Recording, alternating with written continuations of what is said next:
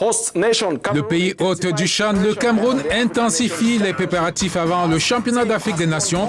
L'équipe a remporté tous les matchs préparatoires à moins d'un mois du début de la compétition. Les Lions du Cameroun devraient affronter les deux Congos la semaine prochaine.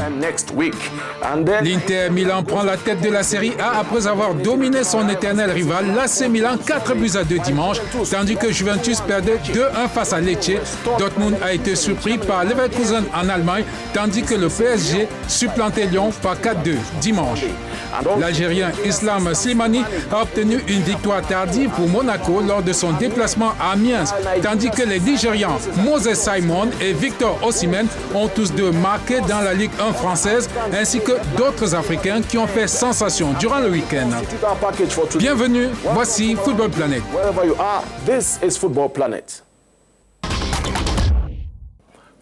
Pour la première fois qu'ils accueilleront la compétition, les Lions du Cameroun mobilisent leurs efforts pour accueillir et remporter avec succès le CHAN 2020. L'équipe a aligné une série de victoires locales et internationales en matchs amicaux et les observateurs pensent que l'équipe sera à la hauteur alors qu'elle voyage pour une semaine à Brazzaville dans les jours à venir. En avril 2020, les Lions intermédiaires représenteront le Cameroun lors du championnat d'Afrique des Nations de la CAF, le Total CHAN Cameroun 2020. De leurs séances d'entraînement aux matchs amicaux, leur détermination témoigne de jeunes hommes voulant se montrer à la hauteur de leur nation. En janvier, ils ont remporté un deuxième match amical local avec la Division 1 de l'Académie Avion de Nkam, 1-0.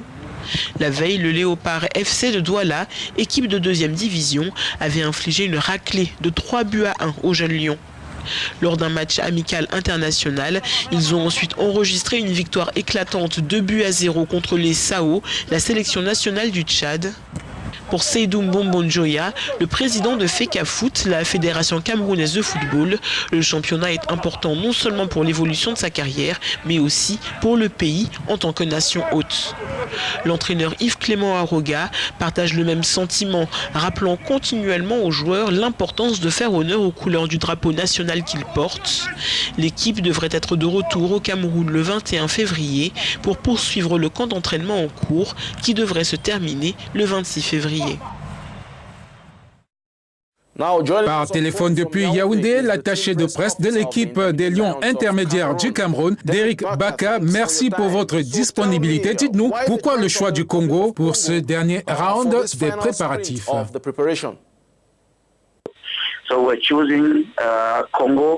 Nous avons choisi les Congos, les deux Congos, Brazzaville et la République démocratique du Congo, conscients de leur niveau de championnat, en essayant également d'être rentable, c'est-à-dire de voir les meilleures options dont l'équipe peut réellement disposer pour mieux se préparer. Il y avait également un besoin de proximité entre les deux pays afin d'éviter de voyager sur de longues distances d'un endroit à l'autre. Nous avons donc choisi deux pays voisins qui nous aideront aussi grandement à réduire les coûts et à maximiser les possibilités dont nous disposons. 4 regroupements, cela signifie une centaine de joueurs présélectionnés avec des controverses relativement à certains joueurs. Est-ce que cela ne rend-il pas la tâche difficile pour le staff technique? Le Cameroun est un pays qui compte beaucoup d'amateurs. Nous attendons donc des commentaires. Le championnat de première division camerounaise compte environ 500 joueurs. Il en va de même pour la deuxième division avec environ 500 joueurs également. Ce qui signifie que l'entraîneur doit choisir parmi 1 millier de joueurs, ce qui est une tâche difficile. Et on attend de lui qu'il fasse l'effort supplémentaire. De plus, les gens s'intéressent au football et regardent le football avec des objectifs différents. Ils voient donc différents joueurs à différents intervalles, mais l'entraîneur doit sélectionner les meilleurs. Et il ne peut pas appeler tout le monde en même temps. Les meilleurs buteurs, les meilleurs milieux de terrain, les meilleurs défenseurs Et aussi, les meilleurs gardiens de but ont été appelés au moins une fois dans l'équipe. Ce qui vous indique qu'il existe une méthode scientifique pour détecter les joueurs qui représentent le pays. Il est évident qu'il y aura des controverses et que les gens voudront dire des choses, mais je pense que si nous pouvons tous comprendre la procédure, je ne sais pas si nous nous attendions à ce que l'entraîneur ait 1 millier de joueurs dans le champ, ce qui n'est pas possible.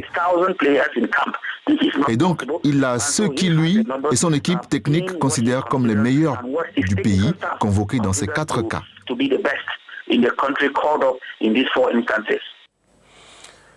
Nous espérons que vous apprécierez votre séjour au Congo la semaine prochaine.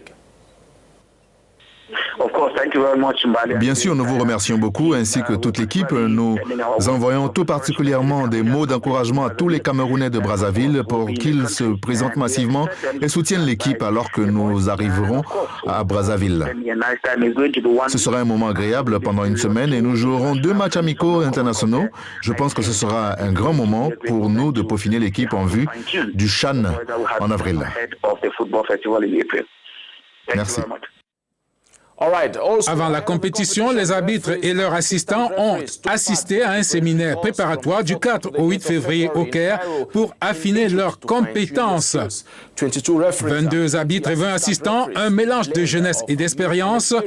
Le programme de formation principalement axé sur l'arbitrage assisté par vidéo qui sera en vigueur au stade des quarts de finale de la compétition. Ce sera la première fois dans l'histoire du tournoi que le VAR sera utilisé à la suite des tests de simulation réussi durant l'édition antérieure au Maroc.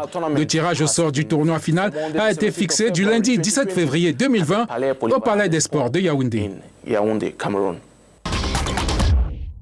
En Italie, Hellas Verona a provoqué un coup d'éclat majeur en réussissant à tenir tête à Cristiano Ronaldo pour battre les champions italiens de la Série A, Juventus, par 2-1 samedi, avec Ronaldo buteur.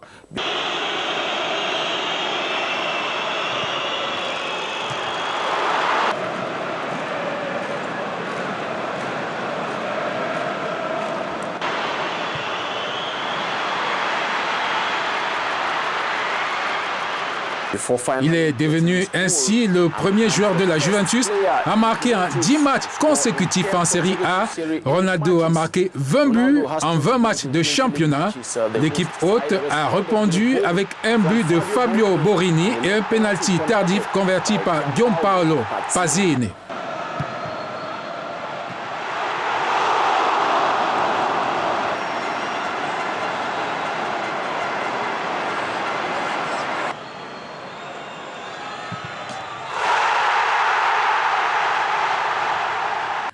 Le week-end a aussi été marqué par une vieille rivalité entre les deux équipes de Milan.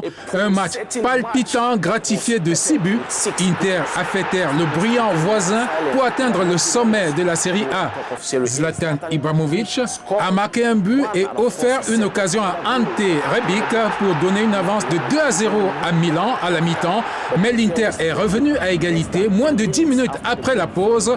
Après les buts de Marcelo Brozovic et Mathias Vecino, Stéphane De Vergic a complété à la 70e minute de jeu et Romelu Lukaku a scellé le résultat dans le temps additionnel. L'Inter et la Juventus ont un point d'avance sur la Lazio, vainqueur de Parme par 1-0. 1-0 at Parma.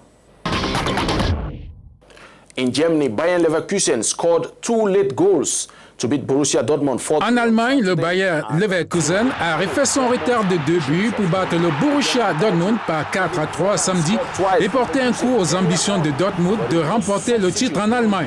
Kevin Volland a marqué 2 fois pour Leverkusen au début, mais c'est le remplaçant Leon Bailey qui a assuré la victoire en concrétisant la passe décisive de Volland pour 3-3. To send in the cross for Lars Bender to head in the winning goal.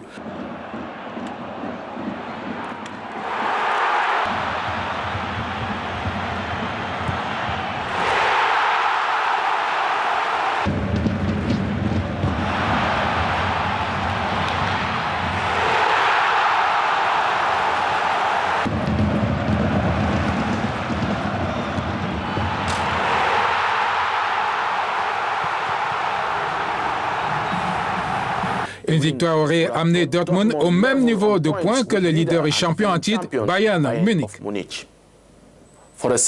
Pour la deuxième fois consécutive, Lille s'impose à l'extérieur et le Nigérian Victor Osimhen, comme la semaine dernière, a encore marqué à Angers. C'est son 12e but de la saison en 23 apparitions en Ligue 1 cette saison. Monaco a également enregistré une victoire lors de son déplacement et l'Algérien Islam Slimani a marqué à la dernière minute, conférant une victoire de 2-1 sur Amiens. C'était son 8e but de la saison. Le Nigérian Simon Moses de Nantes a participé au festival de 6 buts, 3-3 contre Dijon. L'Ailier a marqué son 5e but en 22 apparitions pour les Canaries et c'était son 4e but lors de ses 5 dernières apparitions.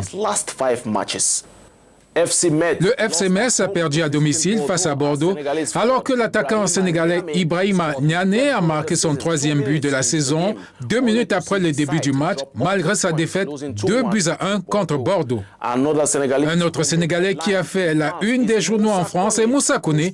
Il a marqué le 3e but de Nîmes lors d'une victoire de 3-1 à l'extérieur face à Nice. C'était le premier match du joueur de 23 ans en Ligue 1. Le gagnant Abdul Majed Waris a participé au festival de buts lorsqu'il a marqué le 2e but de la victoire 3-0 de Strasbourg contre le Stade Reims. C'était son 2e but en 4 matchs. En Espagne, Youssef El Nesri a ouvert le score pour le FC Séville en déplacement à Celta Vigo, mais le 2e but du Marocain pour son nouveau club n'a pas suffi à assurer les 3 points car Celta a marqué 2 fois pour s'emparer des 3 points. En Italie, Moussa Barro a marqué 2 fois lorsque Bologne a dominé l'AS Rome à domicile. Le buteur gambien est en pleine forme avec 3 buts en 4 apparitions cette saison. C'est la fin de cette édition de Football Planet. Merci de votre attention. Vous pouvez aller sur www.africanews.com. Merci de votre attention. Au revoir. It's bye-bye for now.